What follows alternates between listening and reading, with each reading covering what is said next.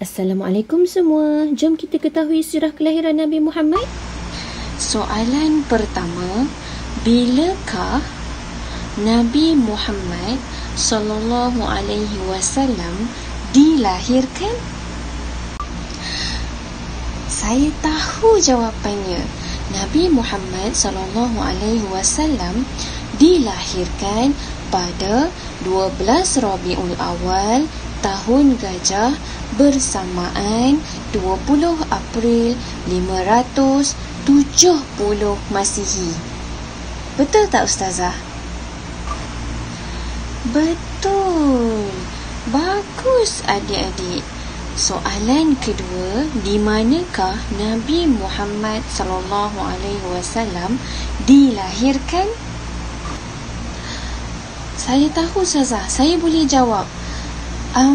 Rasulullah sallallahu alaihi wasallam dilahirkan di Mekah. Betul kan? Bagus. Baik, soalan yang ketiga, mengapakah tahun kelahiran Nabi Muhammad sallallahu alaihi wasallam disebut tahun gajah? Saya tahu Ustazah. Kerana pada tahun itu berlaku peristiwa tentera bergajah datang untuk meruntuhkan Kaabah, tetapi Allah telah memusnahkan mereka. Kita dah belajar hari itu tentang tentera bergajah tu. Alhamdulillah. Bagus jawapan awak. Soalan terakhir, pada hari apakah Nabi Muhammad sallallahu alaihi wasallam dilahirkan? Oh, senang je tu Ustazah. Nabi Muhammad dilahirkan pada hari Isnin. Baik adik-adik, sekarang kita akan tengok kelahiran Nabi Muhammad sallallahu alaihi wasallam. Yang pertama, adik-adik tahu tak berita tentang kelahiran Nabi Muhammad sallallahu alaihi wasallam terdapat dalam kitab-kitab yang terdahulu. Maksudnya, dalam kitab-kitab terdahulu telah diketahui bahawa Rasulullah sallallahu alaihi wasallam akan dilahirkan. Yang kedua, ketika mengandungkan Nabi Muhammad sallallahu alaihi wasallam, Aminah iaitu ibu Nabi Muhammad bermimpi melihat cahaya terang menerangi istana-istana Busra iaitu istana di Syam. Yang ketiga, Nabi Muhammad sallallahu alaihi wasallam dilahirkan sebagai anak yatim kerana bapanya telah meninggal dunia sebelum Nabi Muhammad sallallahu alaihi wasallam sempat bertemu bapanya. Kita dah belajar sebelum ini bahawa bapa Nabi Abdullah bin Abdul Muttalib telah meninggal dunia semasa berniaga dalam perjalanan tersebut.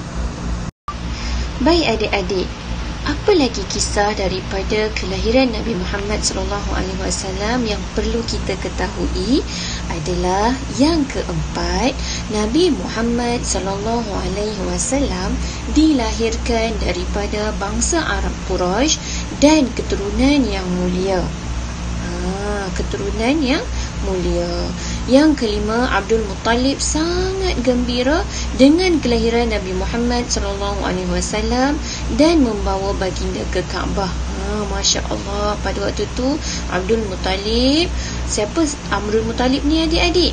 Abdul Muttalib adalah datuk Rasulullah sallallahu alaihi wasallam. Rasa sangat gembira. Dan Abdul Muttalib ni berikan nama Muhammad yang bermaksud yang terpuji.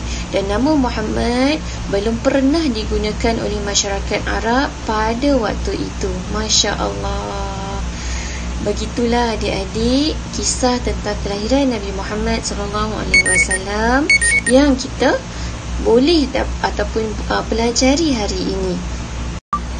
Baik adik-adik, setelah kita mengetahui beberapa kisah semasa kelahiran Rasulullah SAW, apakah penghayatan yang dapat kita perolehi daripada sirah ini?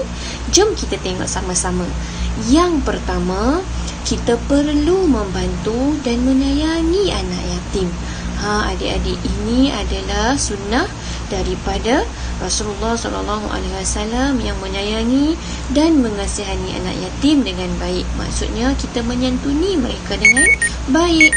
Yang kedua, Nabi Muhammad SAW membawa rahmat ke seluruh alam. Masya Allah, rahmat yang paling besar sekali adalah kita berada dalam agama Islam. Yang ketiga, kita digalakkan berpuasa sunat pada setiap hari Isnin. Dan yang keempat, mencintai Nabi Muhammad SAW merupakan syarat kesempurnaan iman. Dan yang kelima, kita dilarang memberi nama dan gelaran yang tidak baik kepada orang lain. Ini satu peringatan untuk kita sama-sama. Jangan panggil orang lain dengan nama anak ataupun nama yang tak elok. Faham adik-adik? Kita panggil dengan nama yang elok. Kalau namanya Ahmad, panggil Ahmad. Kalau namanya apa, Ahmad, panggil Ahmad. Apa lagi? Jangan duk panggil anak apa lagi tu. Ya adik-adik, panggil dengan nama yang baik. InsyaAllah, semoga kali ini pembelajaran kita membawa keberkatan dan dapat kita sama-sama amalkan. Assalamualaikum.